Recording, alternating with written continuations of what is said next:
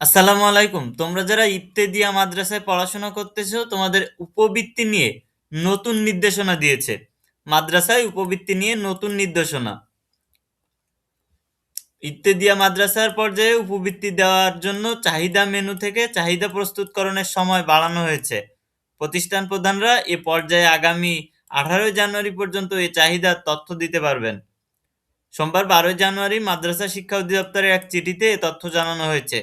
চিঠিতে সব উপজেলা মাধ্যমিক শিক্ষা অফিসার ও অনুদানভুক্ত সব ইবতেদিয়া মাদ্রাসা প্রধানদের পাঠানো হয়েছে।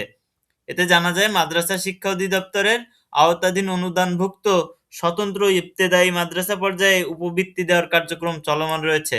এই লক্ষ্যে প্রতিষ্ঠান প্রধান MESP finance.gov.bd লিংকে প্রবেশ করে চাহিদা তৈরির ক্ষেত্রে চাহিদা মেনু থেকে শিক্ষার্থীর যাবতীয় তথ্য দেবেন। এ সংক্রান্ত নমুনা ও কপি বা ইউজার ম্যানুয়াল সংযুক্ত রয়েছে।